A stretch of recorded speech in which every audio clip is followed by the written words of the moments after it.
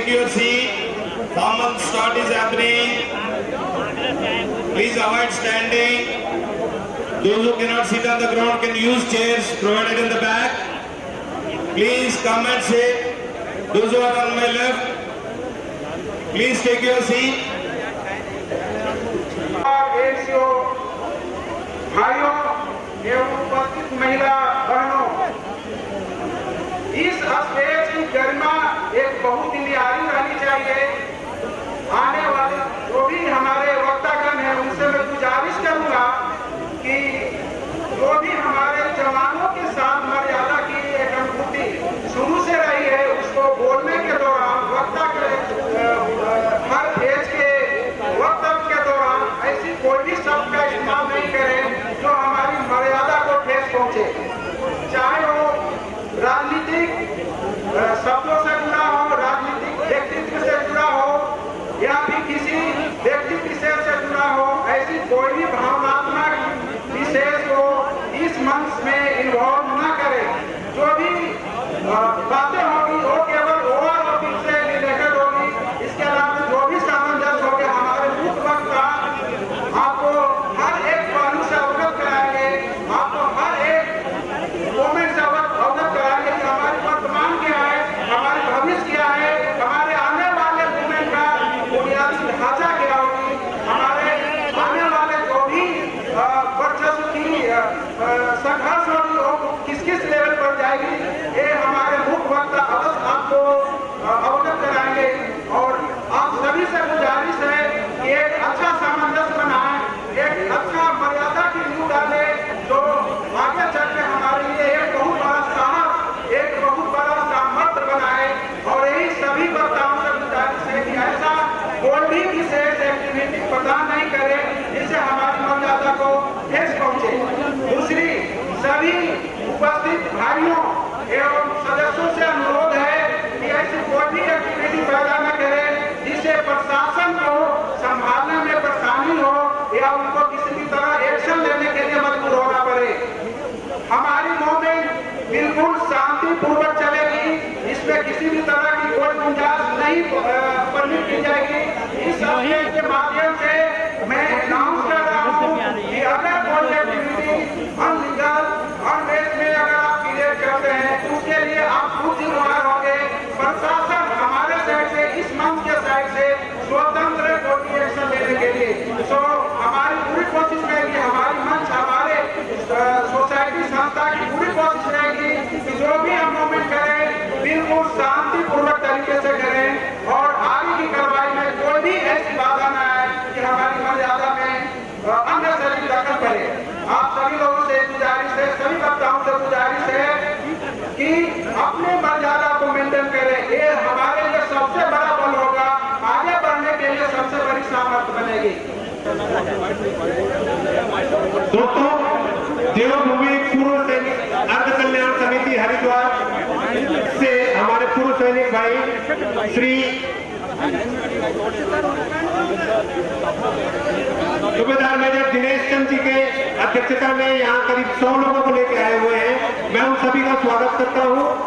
सूबेदार मेजर दिनेश चंद, देवभूमि पूर्व सैनिक अर्ध सैनिक कल्याण समिति हैदराबाद उत्तराखंड।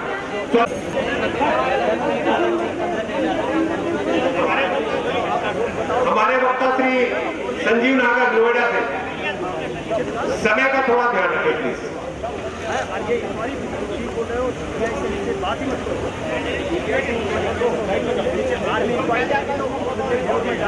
मैं गठित की है जो कि एक्शन रिक्रूटमेंट केवल सैनिकों की आवाज ऊपर उठाती है। ऐसी बहुत सारी संस्थाएं, बल्कि मैं नेट पे देख रहा था कि कम से कम 400 के करीब संस्थाएं हैं जो पूरे देश में चल रही हैं। उनके जो अध्यक्ष हैं, संबंध जो भी हैं, सारे अधिकारी वर्ग हैं और इस तरह की एक ऑर्गेनाइजेशन की यहाँ बहुत ज्यादा जरूरत है। मैं आप लोगों का कीमती समय ना लेते हुए कुछ मुद्दे हैं जिन पे बहुत सूक्ष्म तरीके से आपका ध्यान आकर्षित करना चाहूँगा। जैसा कि आपको पता है कि बहुत दिनों से ये लड़ाई लड़ी जा रही है वन रैंक वन पेंशन वाली।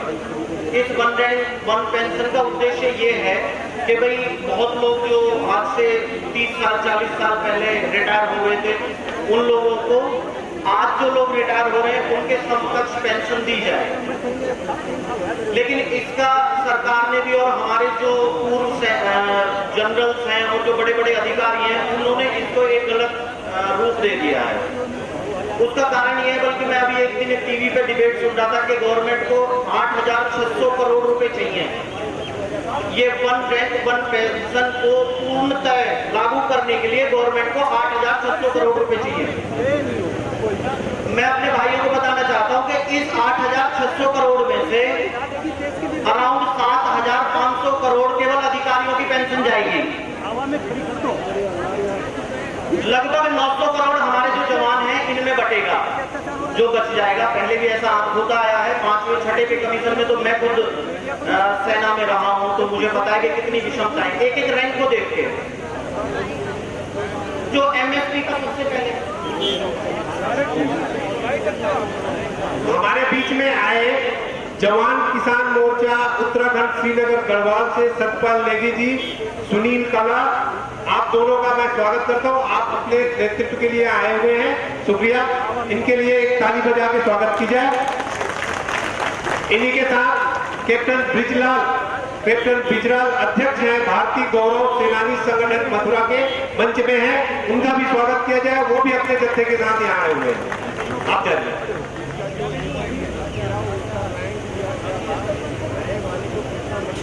सबसे पहले मैं आपका ध्यान आकर्षित करना चाहूंगा मिलिट्री सर्विस पे, जो कि पिछले पे कमीशन में 6 पे कमीशन में इंट्रोड्यूस किया गया था। शायद आप लोगों को याद होगा या नहीं, मैं आपको इसका याद दिलाना चाहता हूं इसके बारे में कि ये जो सेना की एक समिति बनाई गई थी कि भाई आप जो है रिकमेंडेशन करेंगे कि जवानों को क्या क्या मिलना चाहिए और अधिकारियों को क्या क्या मिलना चाहिए। तो उसमें मैं आपको बताना चाहता हूं कि सेना के अधिकारियों ने जवानों के लिए मिलिट्री सर्विस पे मात्र 1,000 रुपए रिकमेंड किया था।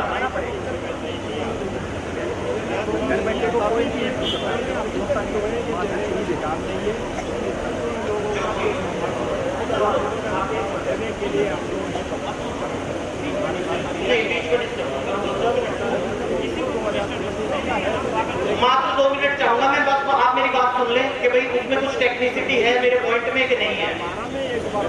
ये 1,000 रुपए रिकमेंड किया गया था, लेकिन जो सेंट्रल गवर्नमेंट का पे कमीशन था उसने इसको कहा, ये मेरे बिल्कुल याद है और मैं इसकी आपको तफसील भी दे दूंगा। अगर किसी आदमी को ये चाहिए कि भाई इसका कोई एविडेंस नहीं है, मैं आपको एविडेंस दूंगा कि जो रक्षा समिति थी जिसने 6 पे कमीशन के लिए रिकमेंडेशन की थी एक मिलिट्री सर्विस पे होनी चाहिए जवानों और अधिकारियों के लिए, उन्होंने मात्र 1,000 रुपए जवानों के लिए रिकमेंड किया था और अधिकारियों के लिए 8,000 रुपए।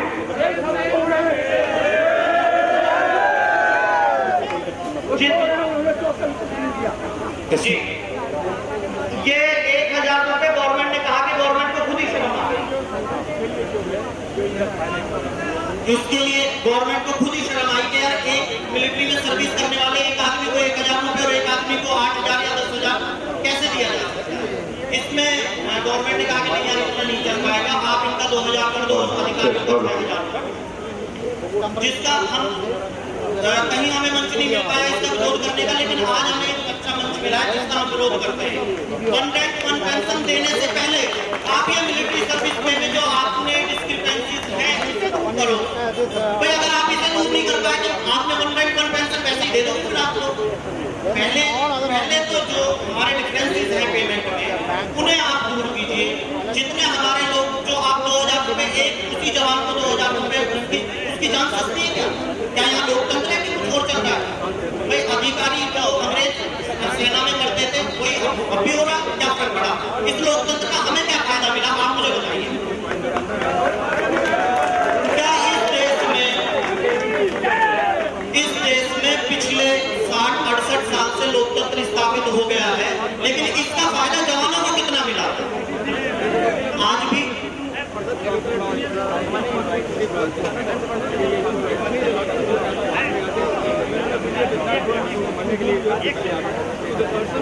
एक तो ये मैंने आपको एक बहुत वैलिड पॉइंट बताया जिसके लिए मैं आपको एविडेंस भी दे सकता हूँ और कहीं पे भी खड़े होकर बहस करने के लिए तैयार हूँ।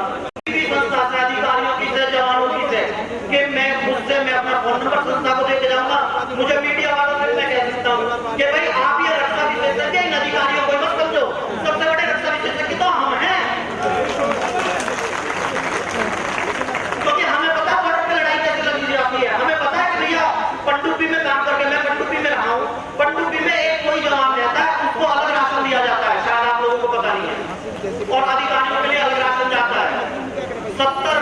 65-60 डिग्री टेम्परेचर पे इंजन रूम में जवान काम करते हैं और जो कंट्रोल रूम में बैठे रहते हैं, लेकिन उनको मिलता है 15,000 रुपए और जवान को मिलता है 7,000 रुपए।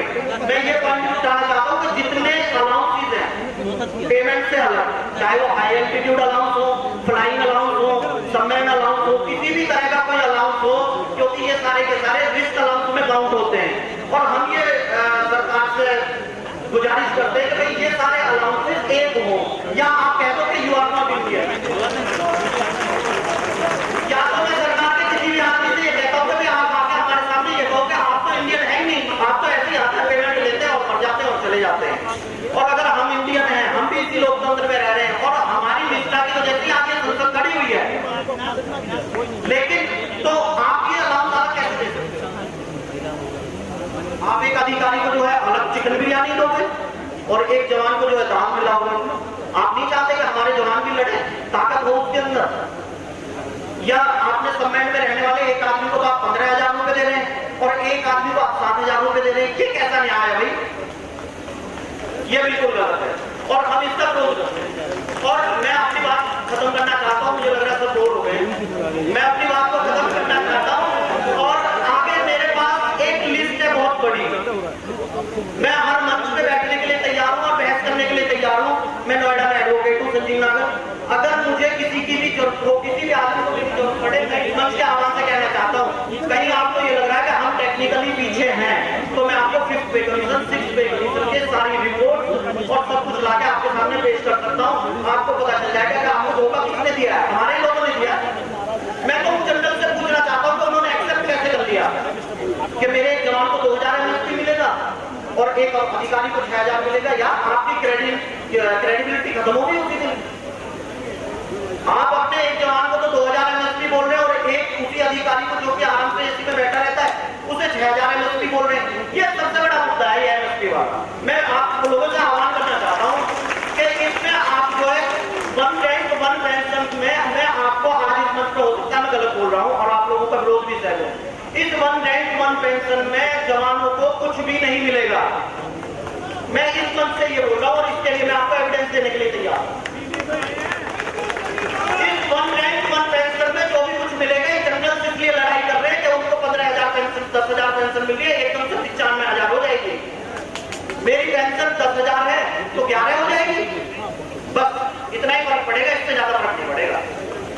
तो मैं आपसे कह रहा हूँ कि आप वन पेंशन के पीछे ना पड़ के आप अपनी जो विषमता है हमारी पेमेंट में और अधिकारियों की पेमेंट में, भाई पहले इसको दूर करो, वन रैंक वन पेंशन में ले आएंगे, हम जाएंगे, हम अगर स्ट्राइक हम कहेंगे लोगों से भाई। और मैं इस मंच का धन्यवाद देना चाहता हूँ कि हमारे इतने सारे लोगों को इन्होंने इकट्ठा किया and they are very really thankful. हम सभी